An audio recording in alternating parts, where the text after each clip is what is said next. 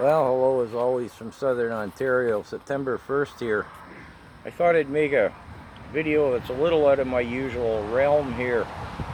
I'll post it on my YouTube channel and I'll post it on the Citizens Coalition groups as well. And I imagine I'll make it a two-part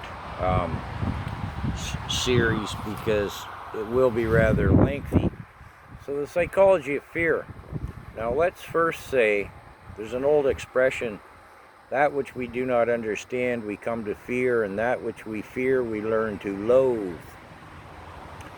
So, I'll go back to James A. Michener wrote a brilliant book called The Source. And I'll try and be really brief, but I'm going to use it because he's a far smarter man than I am. Starts out, there's a primitive tribe. They live in a cave.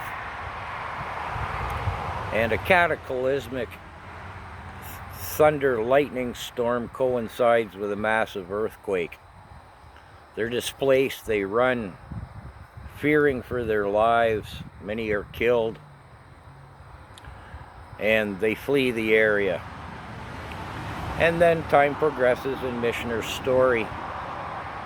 But they never forget the fear of the thunder and the lightning and the rumbling of the earth. You know, the shifting of the tectonic plates. Whenever there's any little rumblings in the earth, they're terrified. And they don't understand. You know, thunder, lightning, shifting of tectonic plates. So they develop gods to fear and worship and try to appease. So anyways, more time goes on in Michener's story. And they settle down, they move from a hunter-gatherer to an agrarian-based society. They settle in a river delta where they learn that, you know, they can cultivate the grains, the rices, the legumes, the beans. And things are going well, but then the river comes up and floods and wipes out their crop. They don't understand, you know, the snowpack in the mountains 200 miles away in a rainy season. So they decide there's a river god and he must be appeased. So they have a ritual in the fall where they throw a few bushels of grain in the river to appease the river god so he doesn't come up and wipe out their primary food source. They don't really understand the migration of the animals that they still hunt. I mean, they're still hunting and gathering, even though they're not nomadic, they're agrarian-based. They don't understand fertility. They have a fertility god. I mean, life expectancy was short, mortality rates were high. So they had a god for everything that they feared. So now, we leap through the millennia to where we are now. There's only one thing, really, that we don't understand. I mean, we understand thunder and lightning and flooding rivers and migrating animals and fertility and so on and so forth. But we still don't understand why we're here and where we go when we leave this mortal coil. So we have one great fear. And whether that's Christian, Buddhism, pick a religion, they all have a god, and we all have the fear of death. It's inescapable. Wow. If we didn't have the fear of death as a primary motivation, the awareness of our own mortality, we'd have never made it as a species. We wouldn't have run away from the saber-toothed tiger. So, March last year, the pandemic broke out. And I'm going to use the proper words. This video is going to get banned anyways. So the pandemic broke out on a world level. And the media hyped the figures. They led us to believe that we'd be dropping like flies. Bodies would be piling up in the streets, the hospitals. And our healthcare system would be overwhelmed. Hey, I was scared. Who wasn't? I had H1N1 back in the day. It almost killed me, and I mean almost. I won't bother you with the details. And I've had other brushes of deaths as an ex-motorcyclist, and we've all had an occasional twinge of death. Perhaps someone like myself more than others. Regardless, I digress. So yeah, in the first 3 months, oh, well, you know. Well, then a year later, none of that was realized, was it? There isn't a country, a continent, or a county on the globe whose mortality rates took a big spike. Not even a little, you know. Look at Stats Canada's figures, just for example. And yet, our government continues to push that fear. Why? Shall I just keep going? Make this all in one? Why not? Ponder that fear for a moment, if you will, while I have a refreshment. I just finished cutting the grass.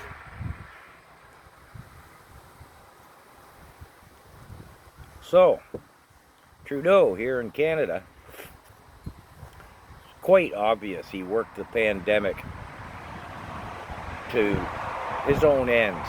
I'll just leave it at that. And hasn't stopped. Come now. So the whole fear factor was, when we get a vaccine, we won't have to be scared anymore. I would see this going in a local restaurant. People sitting there hypnotized by the, oh, we went from 1,900 to 200 tested cases of COVID. Can't wait to get the vaccine. Oh, I hear the over 65 can get it next week. Fear. Never occurred to them to break down those statistics, because the government and the media was presenting it to us with a fear factor. They didn't say out of those 2,000 people, a tiny percentage will be hospitalized and a minuscule percentage will be sick, and a fraction of a percentage will actually suffer mortality. 2,000 cases. Can't wait to get my vaccine. At the same time, the Trudeau government's holding out this bone. We can't open up and go back to normal until we've all had the vaccine. So, people stampeded to get the first vaccine. Turned out it didn't work. So, they're still being pushed fear down their throat. The government and the media is still pushing the fear factor. So they get the second vaccine. Doesn't work. Doesn't stop you from catching it or transmitting it. And yet, they still publish, the media, cases of COVID. Despite the fact it's come to light, inarguably, the PCR test for the COVID has no validity, no foundation in science. Statistics of it are useless, falsified in fact. And yet, the Trudeau government still is taking this stance of mandates. They're going to mandate COVID passports. Like there's some kind of logic in that? They're pushing that there's a Delta variant, and it's the worst yet. Oh, the worst. Worster even than the third one, which was worster than the second, which was worster than the first. Oh, it's scary! Yeah, that's what they're selling us. And people are buying it because it's human nature. It's fear. Nobody's doing their due diligence and going back and looking and saying, wait a minute. The hospitals aren't jammed up. The ICUs aren't flooded. We're not dropping like flies in the street. But he still sells the fear. And he's going to continue to. So, I guess I summated that a little briefer than I was really thinking I was going to. I shoot these from the hip, people, so there's no script. But you see what I'm saying? It's all about fear. And Trudeau's campaign right now, it's all about the children. He's not even talking about, well, he is mentioning, oh, to get back to normal, to open up, to move forward, to build better. But his whole hard stance is, if you're an anti-masker or an anti-vaxxer, you're not protecting the children. What are the statistics on children getting ill, seriously ill, or perishing from the COVID? I ask you that. Look it up. And, oh, my galley and the dogs. I got knocked off my thought. But fear. He's working on fear, and he's going to continue to. And I ask you, is there really anything to be scared of? Except maybe the side effects of what's not a vaccine, what is an experimental mRNA technology that's supported, promoted, and propagated by billions, kabillions of dollars. Don't let fear sway logic. Don't let fear trump logic.